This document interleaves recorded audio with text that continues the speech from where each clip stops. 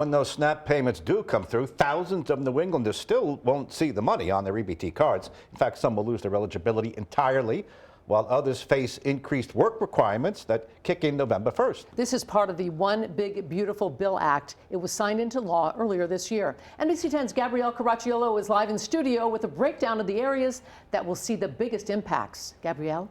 Patrice, Jean, both governors Dan McKee and Maura Healey have criticized this law. It puts greater limitations on which non-citizens are eligible for SNAP benefits and modifies other requirements. Thousands of people in New England will see changes or lose their benefits entirely as a result, starting tomorrow with or without this shutdown.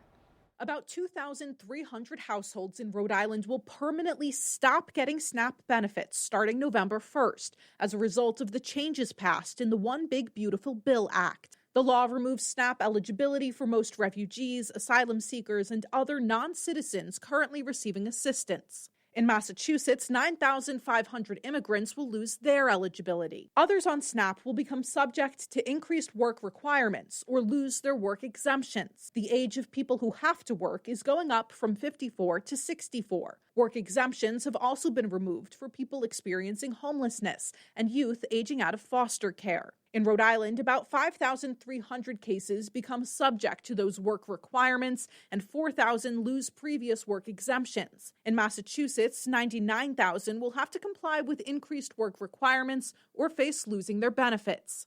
The federal government is also going to start paying closer attention to payment error rates. Starting with the 2028 fiscal year, states will have to start contributing to the SNAP payments if they have a payment error rate of above 6%.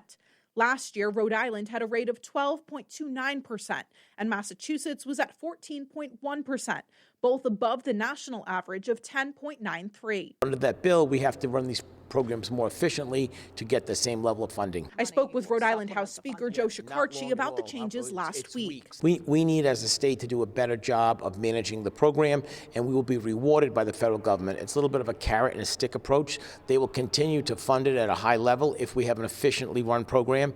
In the past, it's just been giving us the money, meaning the states the money, and they kind of do what we want with it. But now, non-citizens will be the first to see the impacts of these changes. Under federal law, undocumented immigrants have never been eligible for SNAP benefits, but with states taking a closer review of their systems as these changes take effect, we asked both Rhode Island and Massachusetts if they found anyone without legal status was receiving benefits, but we've not gotten an answer from either state.